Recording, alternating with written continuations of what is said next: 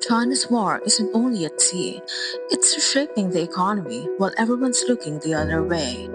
But the headlines? All about the new US Philippines tariff deal. Meanwhile, just last week, a Chinese warship slammed into its own Coast Guard vessel while chasing a Philippine patrol boat near Scarborough Shoal, one of the hotly disputed features in the West Philippine Sea, or so the Filipinos call the area in the South China Sea within their exclusive economic zone or EEZ. The Chinese boat crumpled like a soda can. Manila says China was using dangerous maneuvers to block a resupply mission. Beijing calls it law enforcement. Whatever the label, flashpoints are getting riskier and the stakes higher. But while that noise dominates, something quieter and more dangerous is unfolding online. The Philippines-China structural trade imbalance. It's systematic, invisible until it's too late, and deeply tied to the maritime dispute. Welcome to the Take Tank, where we don't just echo what's already being said. This isn't just another hot take channel. We try to break things down, look at the bigger picture, and ask the harder questions to make sense of the world one conversation at a time.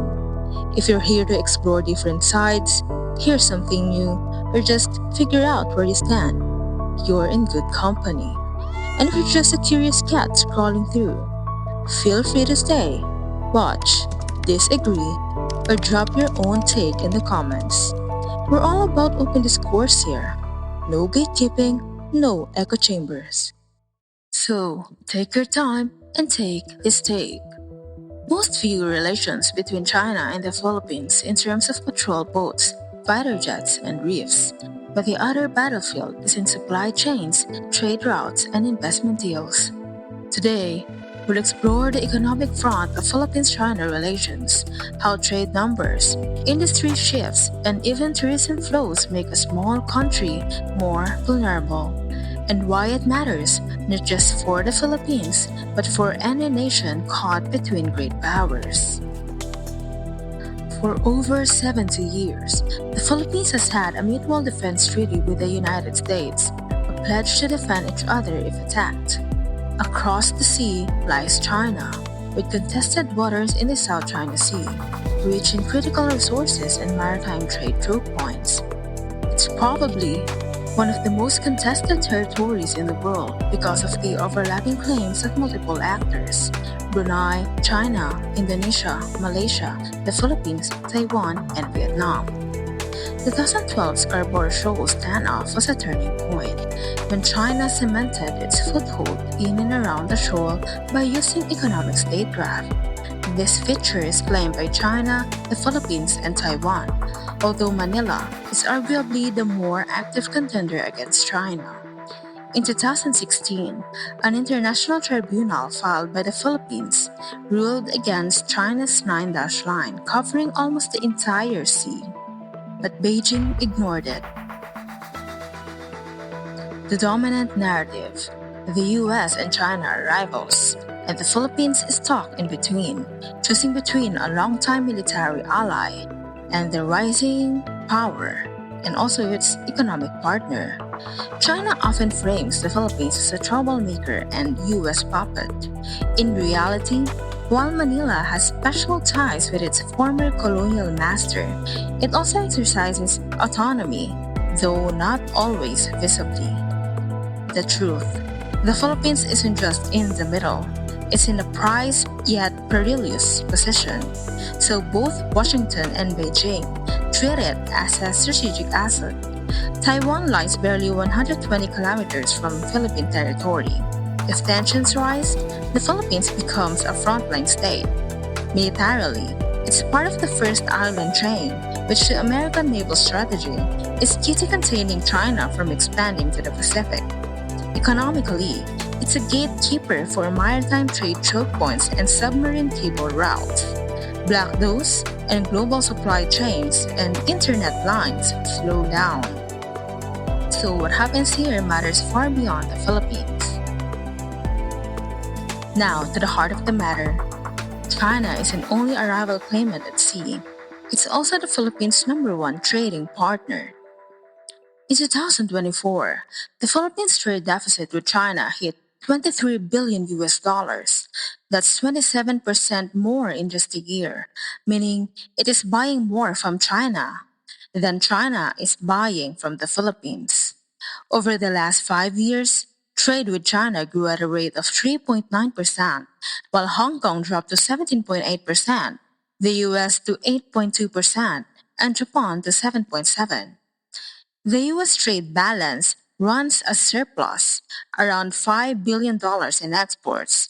But the recent deal now gives zero tariffs on some US imports while some Philippine exports still face 19% tariffs. With China, just a massive deficit on both imports and exports. Chinese style sanctions work differently from Western ones. They're quieter, often denied, and hit where it hurts.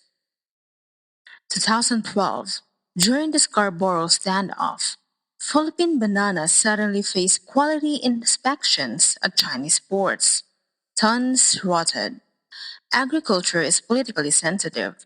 Farmer incomes and employment were hit immediately, and overall exports dropped to 20%. Domestic pressure pushed Manila to withdraw its vessels. China didn't, cementing control of the Scarborough Shoal since then. Bananas had been weaponized. Tourism too. China issued a negative travel advisory, and tour groups stopped overnight, draining millions from local economy. Not cold sanctions, but the effect is the same. Squeeze the economy without firing a shot. Over a decade later, these economic pressures are having a comeback. This time, mixed in with a myriad of external market signals and internal issues hiding beneath the David versus Goliath standoff at sea. Banana exports to China fell 32% in 2024. Vietnam filled the gap after 2 decades of undefeated supremacy.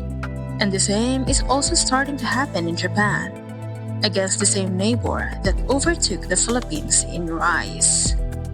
Filipino Banana Growers and Exporters Association, Stephen Antic, had this to say. The industry always suffers collateral damage when there are tensions in the West Philippine Sea. Refined copper exports dropped 56%, while raw copper went up to 145%. Now, just a bit of context why this is bad. Raw materials like copper concentrates keep the Philippines stuck at the bottom of the value chain. Selling raw ore earns less. Refining copper in China earns more and creates jobs in factories, metallurgy, logistics, and engineering. So, when China buys raw instead of processed, they capture the profit and the jobs. And here's the bigger problem. The Philippines becomes over-reliant on mining exports. It's left with the damaged land while the real value is processed abroad.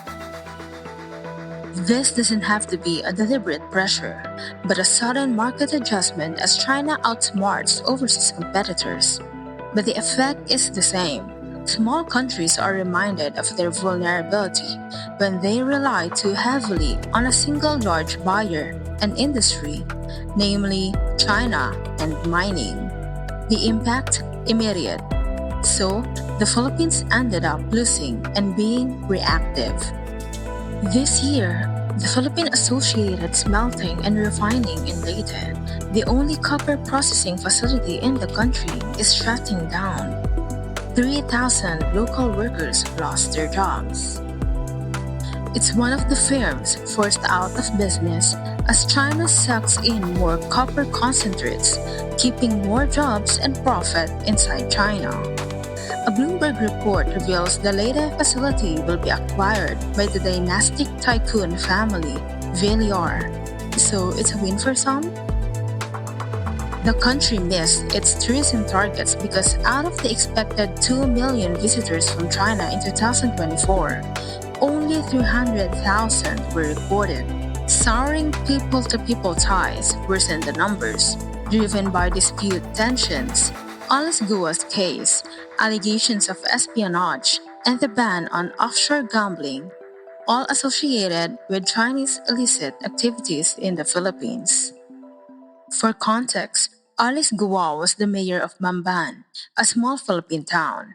In a dramatic months-long Senate inquiry, evidence pointed to her having a fake identity, allegedly a Chinese national, possibly a spy, linked to scam hubs run under the cover of illegal Philippine offshore gaming operators or what Filipino locals call POGOs. Her case became a lightning rod, fueling wider allegations of Chinese espionage in the Philippines. The controversy culminated with President Marcos Jr. himself announcing a nationwide pogo ban live on television.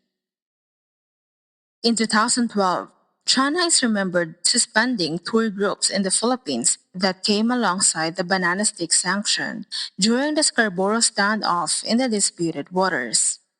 This tourism sanction has a 2025 comeback.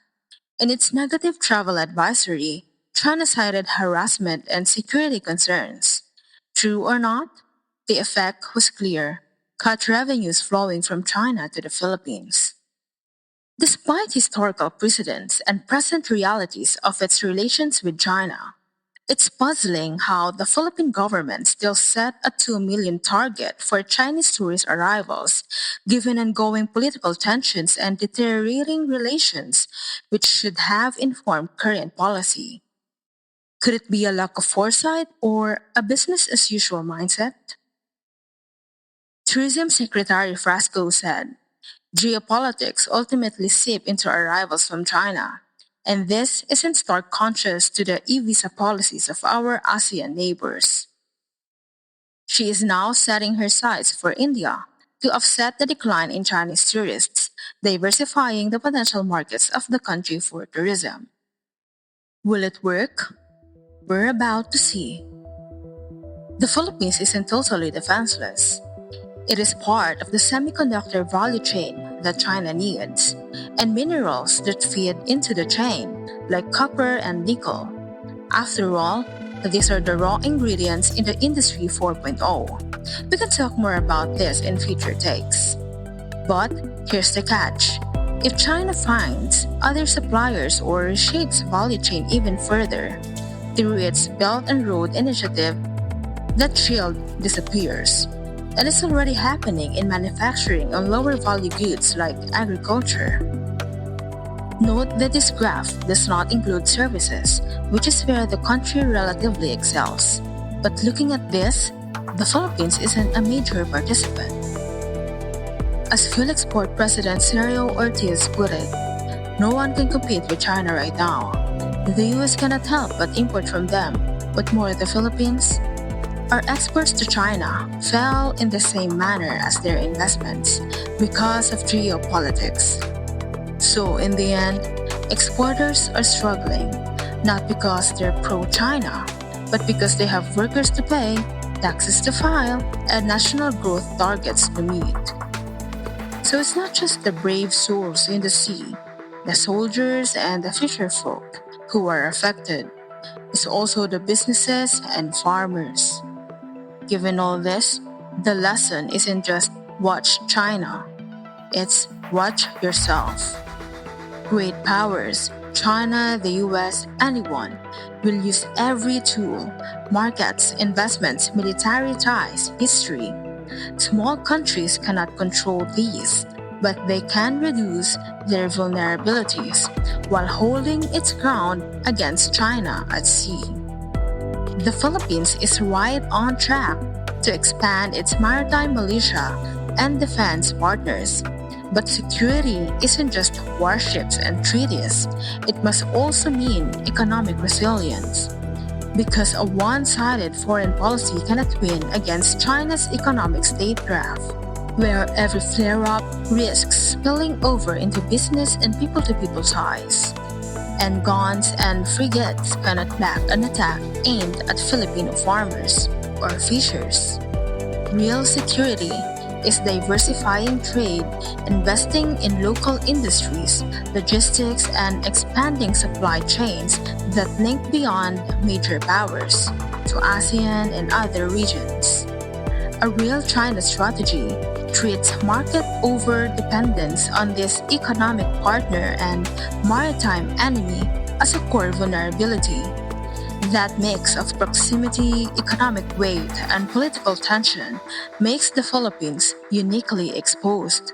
So it's highly necessary that it lessen its vulnerabilities that aren't only maritime. Because China's greatest weapon isn't naval ships. It's reshaping the trade routes where cargo ships pass, economic soft power, and wising technological leadership it uses as statecraft, its biggest trump card, even against Trump. Sun Tzu wrote, "The supreme art of war is to subdue the enemy without fighting." By harnessing its economy and using it as leverage, China could already be winning without firing a shot, despite aggression at sea. Here's the irony. The Philippines is more economically dependent on China than on the US, while also in a territorial dispute with Beijing and a defense treaty with Washington.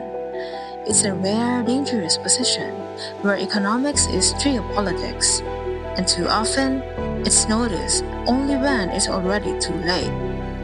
All warfare is based on deception. Hence, when able to attack, we must seem unable. When using our forces, we must seem inactive. When we are near, we must make the enemy believe we are far away. When far away, we must make him believe we are near.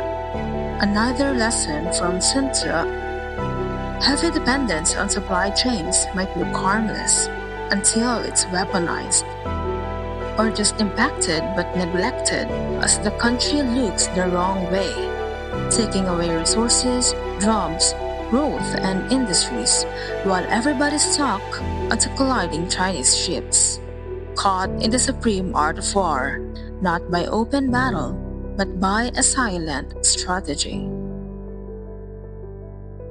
What's your take?